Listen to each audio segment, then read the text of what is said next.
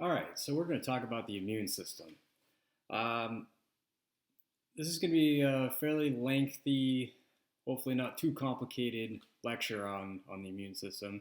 But how this is going to work is that first we're going to need to be able to figure out how the immune system works.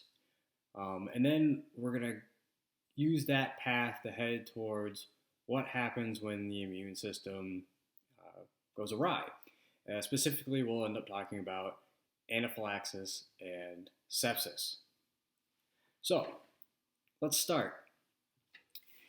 So, our bodies are constantly under threat from different toxins, bacteria, viruses, fungus, and different mutations. We can also call these things pathogens. These threats can be introduced into our body through cuts or illness or internal mutations such as cancer. And our immune system's goal is to first keep those pathogens out, and second, to quickly kill and get rid of them. The immune system specializes in identifying, isolation, destroying, and remembering attackers, so that if that same pathogen comes again, we'll hopefully be efficient at getting rid of it. Our immune system protects us against these threats with different layers of defense from organs, tissues, cells, and molecules, including 21 immune cells and 3 proteins, which is a lot. We don't need to know all the names, but what we need to understand is that sometimes these cells can get kind of complicated, but we'll try to talk about that in a bit. Now remember, cells and proteins act in a lock and key type fashion to be activated, find pathogens, and destroy attackers, similar to how we talked about receptors in pharmacology. Now, the immune system is made up of 2 pieces. We have the innate system here and the adaptive system. We're going to start here with the innate system. Now, to think of the innate system, I like to think of it as the castle wall and the soldiers that are protecting our body. The first line of defense is to keep the pathogens out, and the second line of defense is to quickly try and get them. The innate system is also considered non-specific as its strategy for general protection. So it doesn't learn from previous encounters with pathogens. It attacks all pathogens the same way every time, hopefully quickly and successfully. Now, the innate system is broken up into 2 pieces. We have the external, which we can consider the castle wall, and the internal, which we can consider our soldiers. The external innate system is made up of skin, cilia, mucous membranes, stomach acid, tear, the oils on your hands, and is the first line defense of outside threats. If the external innate system is defeated, the internal innate system will fly into action, and it is our second line of defense. The internal inflammation system is made up of non-specific cells. They can differentiate from human cells and an invader cell, but not from one invader or another.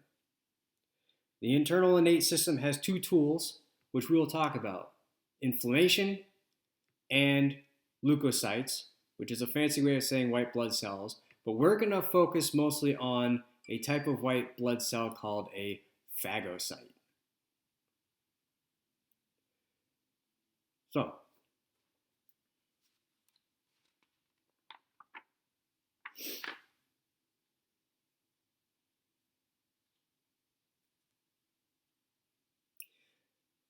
So we'll start out with next step being the internal innate system.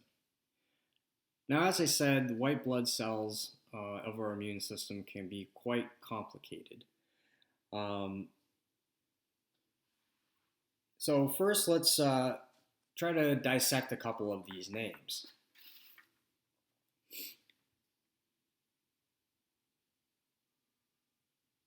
Now, first off, it starts out with, we'll call it the family tree of a cell. Uh, we'll start out with a stem cell, which will then be broken into either a lymphoid cell or a myeloid cell. Lymphoid cells make up things like natural-born killers, which we'll talk about in our immune system, T cells, and B cells. Myeloid cells make up things like red blood cells, megakaryocytes, which make up platelets.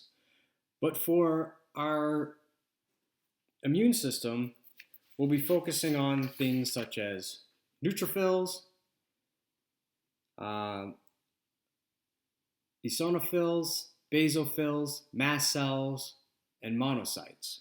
Monocytes can be a little complicated in that depending on where they are, either in the blood or the tissue, they become macrophages or dendritic cells. And you also may hear of some of these referred to as granulocytes. And some of these would be referred to as phagocytes.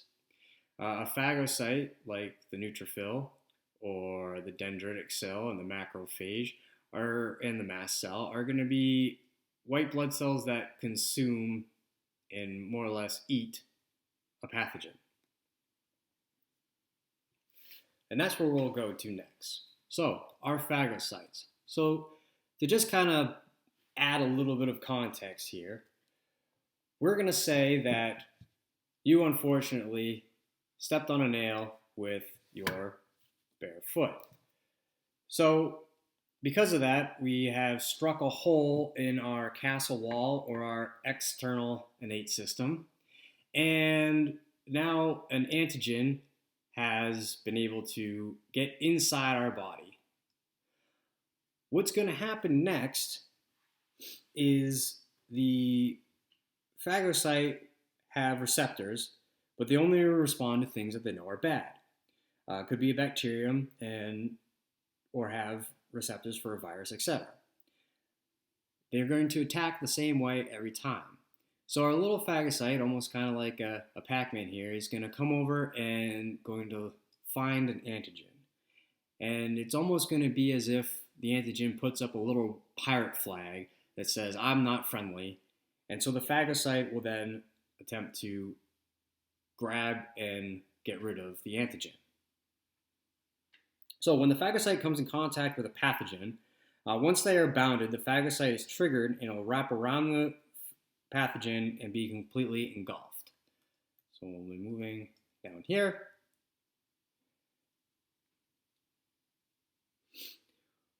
Once inside the phagocyte, the pathogen will be killed and broken up into several pieces. And these several pieces will be small protein chains or peptides. From the pathogen, the phagocyte will then take these peptides from the pathogen and display it on itself as like a little trophy. This is actually called an MHC2 complex, or a major histocompatibility complex 2. But really we can think of it as a trophy presenter. And once these phagocytes have come in contact with this antigen and destroyed it, now presenting its trophy, we can now call it a antigen presenting cell. Antigen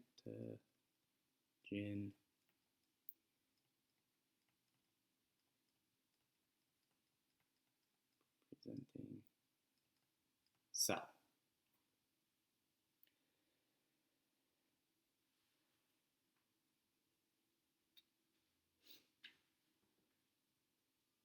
So now that the phagocyte has this antigen trophy, what's it going to do next? The next thing it's going to do is move on itself into the adaptive system by getting into the lymph node. So once that antigen presenting cell with its little trophy is in the lymph node, we'll move on to our second part of our immune system, which is the adaptive immune system or specific immune system. So the adaptive immune system is based on having exposure to pathogens in the past. The main players in here are lymphocytes, which are, again, a type of leukocyte or white blood cell. We do have things called a naive lymphocyte, which are lymphocytes that have never been activated or touched by a pathogen. Lymphocytes can be grouped in B and T. B cells are developed in the bone marrow, and T cells mature in the thymus gland.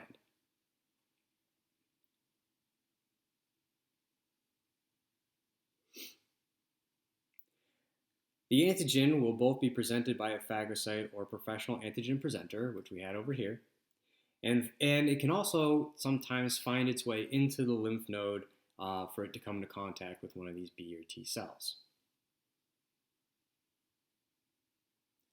So we'll start with the B cells. We'll say an antigen has been presented to the lymph node and has stumbled across a B cell.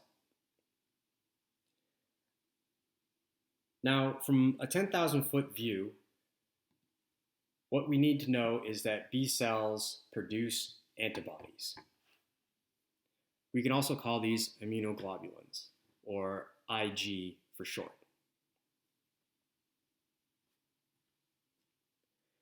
This is also part of the humoral response or antibody-mediated immunity. And so we can kind of think of these B cells as like a weapons manufacturer. And those weapons are going to be the antibodies. B cells have specific proteins or antibodies on the cell membrane or membrane-bound antibodies.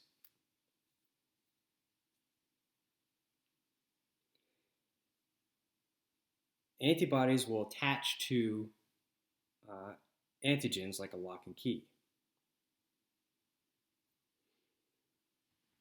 Because there are so many different types of attackers, the body uses a strategy of using many antibodies. Each B cell will have different antibodies that are produced by the DNA of the cell. The DNA is intentionally shuffled, leading to diversity. And this is a very vast, wide, millions and millions of types of variety. These B cells then are often put through a trial, and those that have antibodies similar to your own body or are self-responding combination are destroyed. A malfunction in this may lead to an autoimmune disorder. The B cells will travel to the lymph node and wait until it comes into contact with the correct antigen for its antibody, like a lock and key. So, our antigen has flown into the lymph node and has come in contact with a B cell. Once the B cell binds with an antigen, it becomes activated. This will also be kind of in conjunction with another cell we'll talk about called the helper T cell later on. But once activated, the B cell will clone itself. Some will become memory cells, which stay around for a long time with their special receptor and be in a higher quantity in case the same pathogen attacks again. Or some will become effector cells, also called plasma cells. Effector cells turn into antibody factories and produce tons and tons of special antibodies, about 2,000 per second. So our antibody will come in here, come in contact with, will come in into the lymph nodes, come in contact with its specific B cell, with its specific receptor for that antibody. Once activated, the B cell will split, one becoming a memory cell, so that if it runs into those antigens again, it'll be more likely to find them. And the next one will split into this effector cell, which will just produce massive amounts of antibodies to fly through the body. Again, this is what we call our humoral response. These antibodies will uniquely bind with the antigen, tag them to be picked up, and it will also make it hard for the pathogen to function and infect cells. It'll also clump pathogens together so they're easily grabbed by other white blood cells.